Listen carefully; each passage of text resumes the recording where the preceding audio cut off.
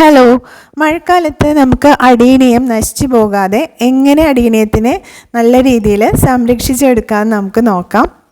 മഴക്കാലത്ത് എപ്പോഴും നമ്മൾ അടീനിയത്തിനെ മഴ കൊള്ളാത്ത ഒരു സ്ഥലത്തേക്ക് മാറ്റി വെക്കുന്നതായിരിക്കും നല്ലത്. അടീനിയം ഒരു ഡെസേർട്ട് പ്ലാന്റ് ആയതുകൊണ്ട് തന്നെ ഡയറക്റ്റ് മഴ കൊണ്ടുകഴിഞ്ഞാൽ അതിൻ്റെ കോഡക്സൊക്കെ ചീഞ്ഞു പോകാനുള്ള സാധ്യതയുണ്ട്.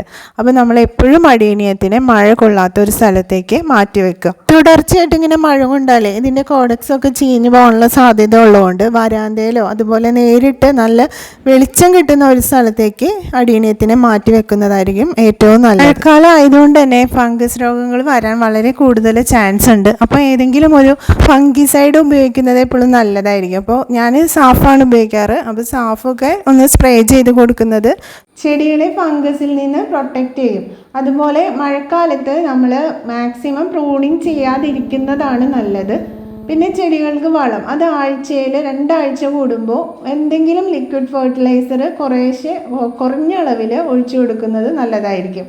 സീസൺ അല്ലാത്തതുകൊണ്ട് അടീനിയത്തിൽ മഴക്കാലത്ത് പൂക്കൾ വളരെ കുറവായിരിക്കും. അത് സീസണിലായിരിക്കും നിറയെ പൂക്കൾ ഉണ്ടാവുക. നല്ല മഴയൊക്കെ ആണെങ്കിൽ 2 ആഴ്ച കൂടുമ്പോൾ അടീനിയത്തിൻ്റെ പോട്ടൊന്ന് നോക്കുക. അതിൽ മണ്ണ് ഉണങ്ങി കിടക്കുന്നുണ്ടോ എന്നൊക്കെ നോക്കിയിട്ട് നല്ല ഡ്രൈ ആയിട്ട് ഇരിക്കുകയാണെങ്കിൽ കുറേശ്ശെ വെള്ളം ഒഴിച്ചു കൊടുത്താൽ മതി. ഒരുപാട് നനയ്ക്കേണ്ടതായിട്ട് ഇല്ല.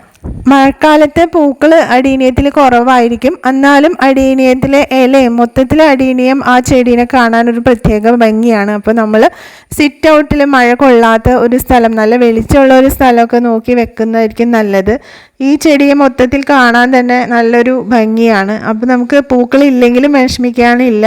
അതിൻ്റെ സീസണിൽ അതിൽ നിറയെ പൂക്കളുണ്ടാവും. അടീനിയം നടുന്ന സമയത്ത് തന്നെ അതിൻ്റെ പോട്ടി മിക്സും അതുപോലെ നമ്മൾ ആ നടുന്ന ചട്ടി നന്നായിട്ട് വെള്ളം പോകുന്നുണ്ടോ എന്നൊക്കെ ഉറപ്പ് വരുത്തുക.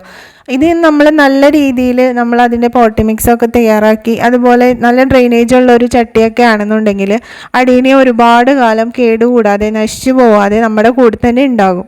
നാടൻ വെറൈറ്റികൾ ഇപ്പോൾ നന്നായിട്ട് വെള്ളം ഊർന്നു പോകുന്ന ഒരു ചട്ടിയിലൊക്കെയാണ് നമ്മൾ വെച്ചിട്ടുള്ളതെങ്കിൽ കണ്ടിന്യൂസ് ആയിട്ട് മഴ കൊണ്ടാലും അത് നശിച്ചു പോകാറില്ല.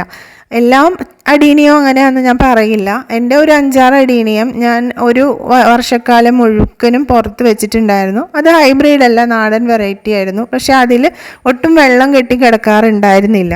നന്നായിട്ട് മഴ കൊണ്ടാലും ഫുള്ള് വെള്ളം ഒലിച്ചു പോകുന്ന ഒരു നല്ല രീതിയിലായിരുന്നു ഞാൻ അതിനെ പോട്ട് ചെയ്തിട്ടുണ്ടായിരുന്നത്. അങ്ങനെയുള്ള അടീനിയൊക്കെ ഞാൻ മഴയത്ത് വെച്ചിട്ടും അത് രക്ഷപ്പെട്ടു പോന്നിട്ടുണ്ട്. അതൊന്നും നശിച്ചിട്ടുണ്ടായിരുന്നില്ല. അതുപോലെ ആ മഴയുള്ള സമയത്തും അതിൽ ഇടയ്ക്കൊക്കെ പൂക്കൾ ഉണ്ടാവാറുമുണ്ട്. അപ്പോൾ ഇതുപോലുള്ള ചെറിയ ചെറിയ കാര്യങ്ങളൊക്കെ നമ്മൾ ശ്രദ്ധിച്ചു കഴിഞ്ഞാൽ നമ്മുടെ അടീനിയം പ്ലാന്റ് നശിച്ചു പോകാതെ കിട്ടും.